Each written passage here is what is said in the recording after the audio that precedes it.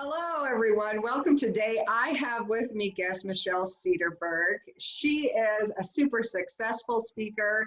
Her talks are known for her telling people to do the effing work.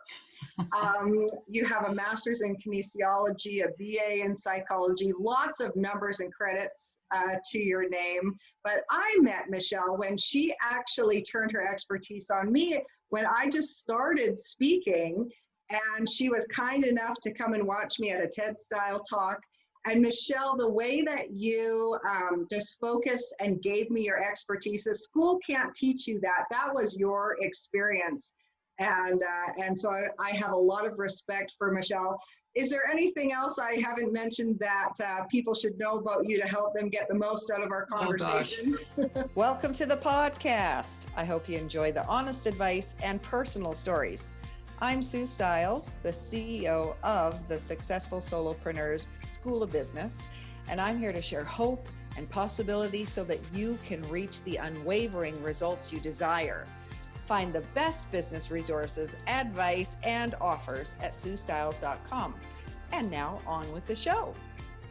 Well, my background is in fitness, and I am now also a professional coach. And I will say about coaching you, it's easier to coach people who already have that foundation of awesomeness that just needs to be shaped. So it was really fun doing that with you. We forgot to mention, you are the author of a new book, The Success Energy Equation, which is what we were all excited about and talking about, and you're launching that. It is literally available like right now. Like it's so hot off the presses. I don't even have a copy in my hands yet. So the Success Energy Equation, how to regain focus, recharge your life, and really get shit done. Can I say that? Yes, you can say that. We can say that. So Michelle, I usually, I run through a bunch of business questions. We're talking to people who are running their own businesses or, entrepreneurial, solopreneurial. But tell me before, you're a successful solopreneur, but when you're not working, what do you like to do? What's your favorite kickback hobby? Oh, I say I don't have kids, I have bikes. And so in the winter, I like to fat bike. In the summer, I love mountain biking. I love golfing, although the golf courses are all closing now in October in Canada. I love gardening. I love good food and the good wine that goes with it. How's that for life balance? Very nice, very nice. I always like to hear what people like to do in their pastimes because you're not just your work, right? No. Well, I have a lot of questions to ask, and so I'm going to fire hose through them, and I'm really looking forward to just sharing your perspective. And I always like to start with asking my guests, what have you found is the best way to get business or clients? What can people do? Isn't that just $1 million question when it comes to solopreneurship? Because when I first started out, I didn't have leads, I didn't have connections, I didn't have referrals, and so I did make cold calls. And I really did. I called people that I didn't know, but I also learned how not to do it, and I now change that. I'm all about building relationships, so letting people know what I do in a way that's going to solve their problems. So I will call people or have warm leads or introductions from others, and then go in with a little bit of how can I help you.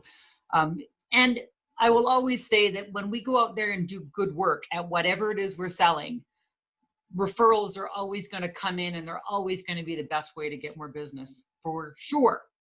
For sure. I know, so you mentioned cold calls. I know nobody likes making them, but so if you do a lot of speaking, you must have to reach out sometimes to people you don't know. So do you follow a little script, or do you just make it up on the fly? How do you do a good call? When I'm reaching out to somebody for the first time, I'm not going to assume that they have a lot of time or that they actually want to hear from me. So I'll usually dangle a little carrot, and I'll usually send a short email, believe it or not, with just 1 or 2 lines saying, hey, my name is Michelle Cederberg. I'm a professional speaker that specializes in this. I believe my messages would be good for your market. Who is the right person to talk to? Send. And I don't attach any, here's all my speeches, here's my bio, here are all the referrals. I don't attach any of that because I want them to get back to me. So that's one of the things that I do. Short and sweet without assuming that they want or need me, and just hoping that they'll open up the email and think, oh, that's interesting. We might be able to use that. If not now, maybe next year. I think people can feel when it's authentic and you're Mhm. just, you're just talking to them like a normal person.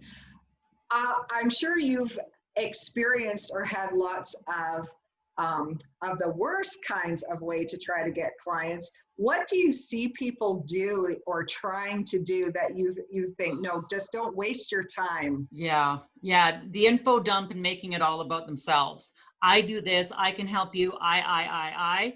This is how I help people. I, without making any sort of inquiry as to, hey, how is your business? What are the problems that you're looking to have solved? How are things going this year? And to be in curious state. So if we're always dumping information and assuming that somebody wants to hear it, then you're going to get that glassy eye. They're going to be tuning out, looking for an escape. So never make it about yourself, ever. As much as it is, we can't. It's all about, hey, how are you? How's your business? What are the things that you're struggling with right now? You're listening for, hey, what's the problem that I can solve? And that's like, oh, that's interesting. When I worked with a client last year on that very problem, these are some of the things that we talked about. And maybe I could send you some information, it becomes more authentic, right? It's such a good reminder too. I was just listening to a Gary Vee video, and I love him. He's just so, down to just be there to help people, even at his level, right? He's not saying, hey, I'm superstar, you probably want to know me. He is looking for those opportunities to help. It's a simple message, but to help in a way that the individual needs help, not the way he thinks they need help, right? Yeah. Exactly.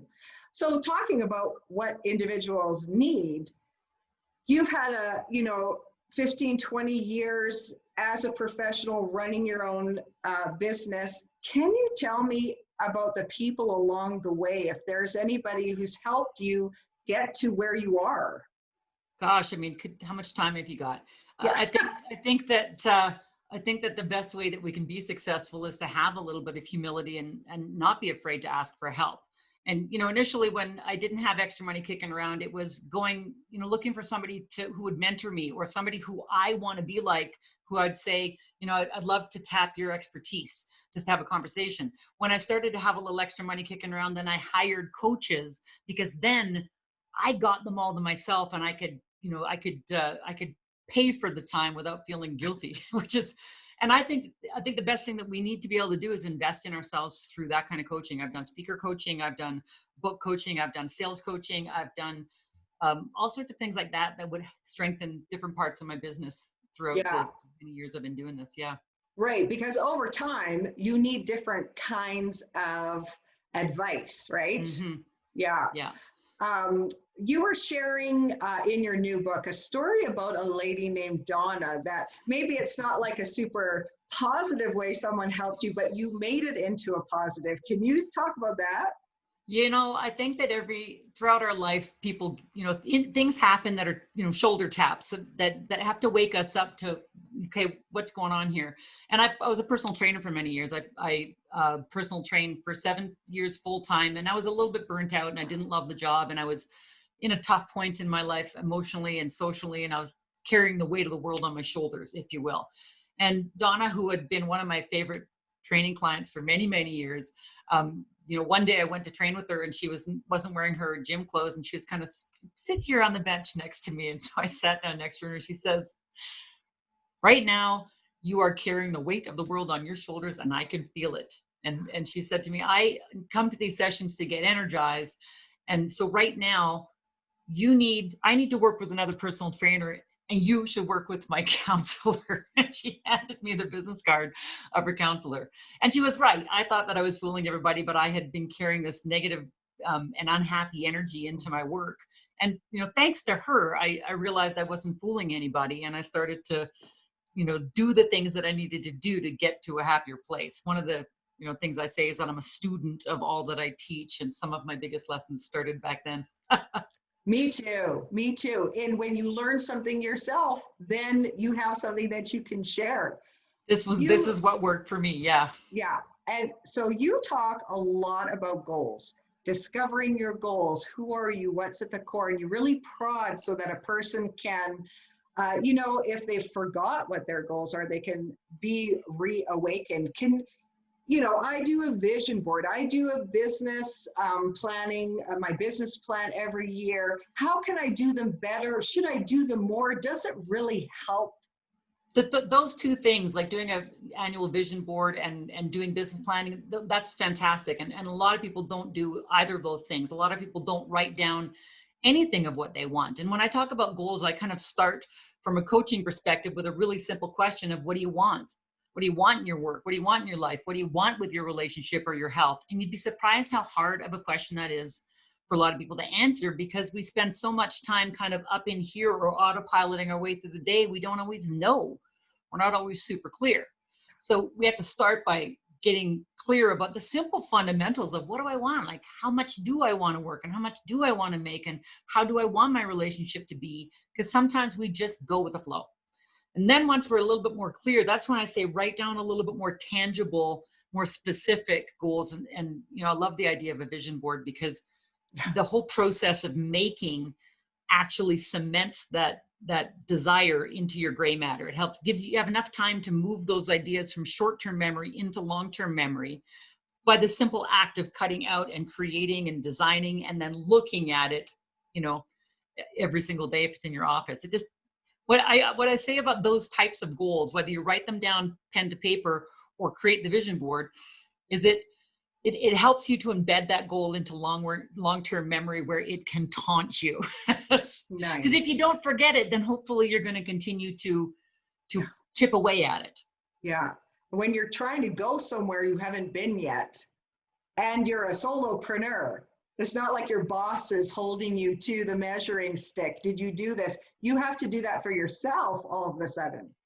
Yeah. And we can be awfully hard on ourselves as solopreneurs, because we will say to ourselves, I'm not moving ahead quickly enough, right? I'm not doing enough.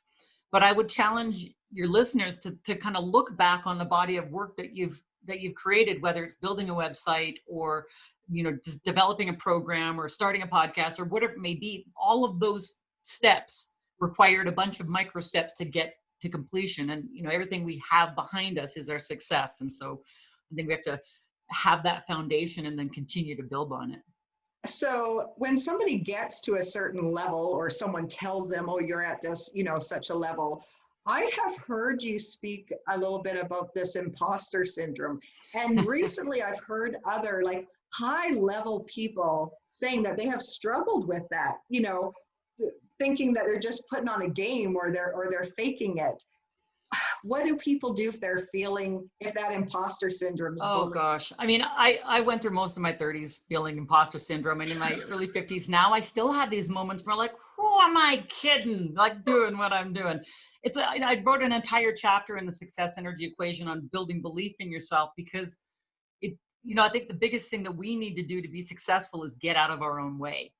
It doesn't matter. You can set gigantic goals, and if you believe in your ability to crush them, then you will absolutely crush them.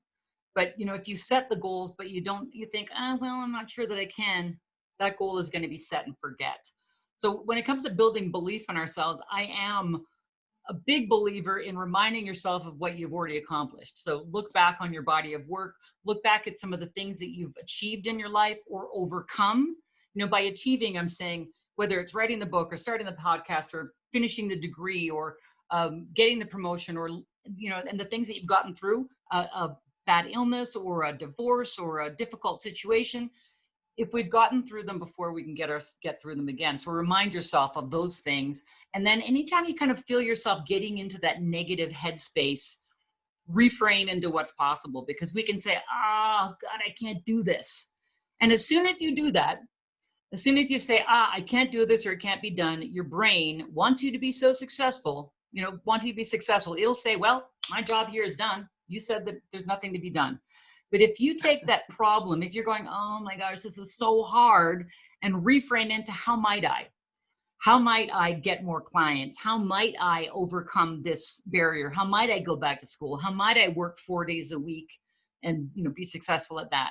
That whole appreciative inquiry, how might I, lights up the brain, and it goes, oh, I've got a problem to solve. Now, the challenge with us as human beings, as we are instant gratification, we want that answer right away, but sometimes we just have to give ourselves the time to noodle it and the time to go out in the world with that kind of open to possibilities mindset and see what comes up. All of a sudden you start to see things that help you answer the questions. It's quite fascinating. And then you just got to practice it. Repeat, because our habits are ingrained and we have to erase old behaviors and replace them with new ones. I love that. It's just such a different, it's just a mindset shift. I remember being a young, single, bankrupt mom and always feeling like I can't afford it. I can't buy it. And changing that to how could we afford it or how could we buy it? And it's now game changing. You're reminding me of that. That's such a good piece of advice. Do you have an experience that you could maybe share that's, transformed you or that you've been through that's coming up while we're talking about? Oh gosh, when the recession hit 2008, 2009, I had only just launched my speaking business full-time 2 years before that. And I didn't have a business plan. I said my sales program was luck, fate, and chance, which is not a good sales plan, right? And I was very kind of cocky because business was coming in, but prior to that bust in the economy, there was a big boom in Calgary. And so I was getting lots of business without really having to try. And so I was cocky. It's like, if there's a recession, I'm choosing not to take part.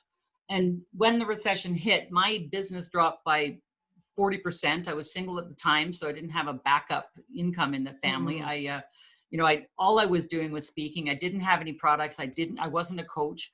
And so that was a real wake up call for me in my kind of early days of my business where I said, all right, time to grow up and start treating this business like a business.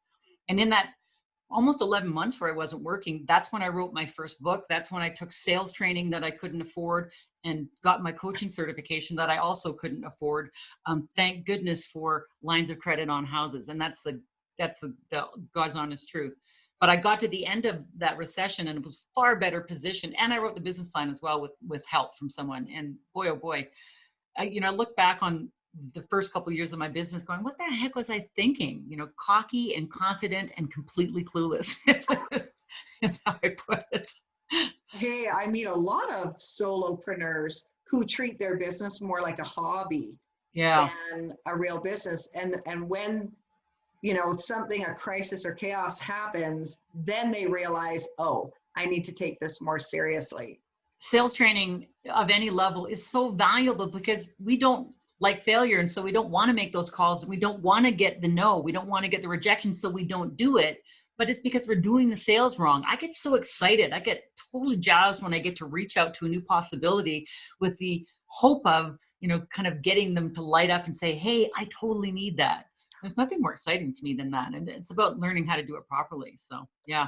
And you always have to do it, right? If you own your own business. It never ends. I think I remember you saying something about, the struggle is constant, even at the level you're at. Speak to that a little bit. Well, what we're chasing changes. So when I was, brand new into speaking, I was charging $250 a pop for lunch and learns. It's easy to get those. When I changed, anytime I would raise my fee or change my audience, I needed to change my approach and level up my game, because if I'm now charging four figures, mid four figures for my talks, then I better be able to back that up. And so it's a lot harder to convert a sale if you're selling the bigger tickets. And so I had to learn how to do it differently. And I learned how to, position myself in the market with, better slides and better presentations and better, branded collateral and all of those little things that we think, oh, it doesn't matter. People don't notice them, when they're all good, but they'll notice if they're not. So true. Yeah. Can you speak at all to following your own intuition versus, or maybe as well as, you always get professional advice, you have mentors, and where's that place where you listen to yourself and know that you're following something for a good reason? How do you know you're not off your rocker and you should just do what everybody else says? Yeah, in the success energy equation, one of the first things that I talk about is getting off autopilot and getting clear. And part of the reason why we need to is when we tune in to our mind and body. It's a pretty intuitive piece of machinery. And if we sit with ourselves, if we really kind of get honest about what we want and need, our intuition will usually guide us quite well. I've asked for a lot of help in the past, and sometimes I've taken advice, even though I had that little voice in the back of my head that says, "Man, that's not quite right." I mean, in fact, the title for my book was going to be something different because it was the title that my husband liked. And as I was writing it based on that title, I'm going, it's just not working. But my husband likes it, Ewan likes it. And I held on to it for far longer than I needed to, even though my gut said, no, Michelle, the working title that you had was way better. And it was the success energy equation. And so, if there's anything that I'm learning as I, perhaps get older, is that to trust my intuition a little bit more quickly and a little bit more regularly. Ask for help, absolutely. But when your mind and heart tell you that there's a different way, don't be afraid to own what you know to be true for you. I think that's a continual struggle for people to try and sit in the quiet space and hear that, or, for themselves. So if there's anyone who's listening and they've started up their business, or it's just not at the level where they want it to be, what would you say, looking back in hindsight over all of your years and experience, what do you think would be the most important thing that you could say to them based on the expertise you're coming from? There is part of that listening to your intuition. It'll tell you a lot of whether you're doing enough work or the right work, or you've got the right market. Because everything that we do in solopreneurship is about selling. It's what you're selling, it's how you're selling it, and it's who you're selling it to. And for me, over many times over the years, I've kind of shifted in and out of what I chose to be working on, because I realized, I was a teacher at Mount Royal College when it was a college, and I loved the teaching, but I hated the marking. I was a personal trainer for many years, and I loved the one-on-one element, but I hated the repetition and the telling people what to do. And what I love more is the one-on-one with coaching. And so I kind of shifted. Rather than be a teacher, I became a speaker, so I could speak and not have to mark. Rather than be a personal trainer where I was sharing, one-on-one information on health and fitness, I became a coach where I could be with the client and guide them towards their greater good. So along the way, we kind of shift and change. We have to trust our intuition, and then listen to what our head and heart need. And then I will say, sometimes it just requires, and you said it earlier, doing the freaking work, even when we don't want to, simply because we know it'll bring results. The work that we love to do is what we will do, and the things that we hate we'll push to the side. But in our business, we've got all the different things that we need, and I think you've talked about it before. When you don't like to do something, you're not good at it, outsource. Delegation is a beautiful thing. It really is. I love what you were saying there, because it makes me feel, some people might start in this direction. That doesn't mean they have to be, a teacher for the rest of their career, but you keep the wheels turning, you keep going, and eventually it shifts you into the niche that you might Which parts of this job do I love and which do I not love? And I think that job experiences when we're younger, especially, are as much about teaching us what we don't want to do as they are about teaching us what we want to do. Right. Yes. And so I say, go out there and try things. When you're young, it should always be yes. Yes, let me have that opportunity. Yes, let me have right of first refusal. Yes, let me get the experience. And then once we've, got a few of those experiences under our belt, we can get a little bit more discerning. It's like, well, no, I tried that before, and I know for certain that I don't love speaking to youth audiences. So don't ask me.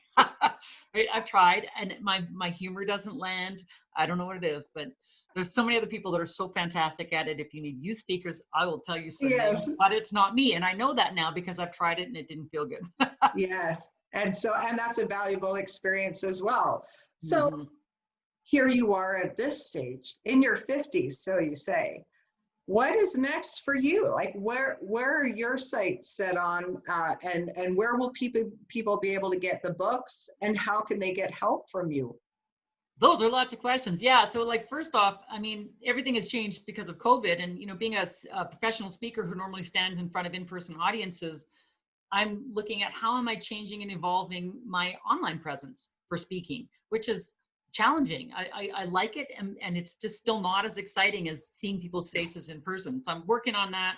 The book has literally just come out. You can get it at successenergybook.com, successenergybook.com. You can get, and right now, because it's still in pre-order, you can, if you buy copies before October 27th, you get all sorts of pre-order bonuses, which are kind of fun. You'll get the first chapter in the intro. You'll get a workbook, which I've created. You'll get an autopilot assessment that's in the book, but you'll have your own downloadables. There's all sorts of things that you can get by ordering. Yeah, pre-ordering at successenergybook.com. I don't know if and then from there, the other thing that I'm working on is an online program to bring the book to life. Oh, that's fantastic. And I think that's beneficial. You know, the COVID happened, but people are finding a way to transition. And then I think a lot of the things are going to end up being better because of that. Absolutely. So before we go, or as we go, have you got anything to say to wrap up, or a joke or a word or a piece of advice or anything? Oh, a piece of advice I would always say is to trust that you're great just as you are. I say one of the reasons why I became a coach is because I kept meeting people who had no idea how extraordinary they actually are. So I think that we as individuals need to trust that we all rock. And so it's really a matter of just trusting that and then doing the freaking work to bring all of that brilliance to the world. Well, that sounds wonderful, and it sounds so simple. I hope everybody has heard what they need to hear out of this. And thank you so much for spending the time with us today, Michelle. Thanks, Sue. I always enjoy chatting with you. Me too. Bye for now. We'll see you on the next episode of Hindsight's 2020 for Successful Solopreneurs. See you later.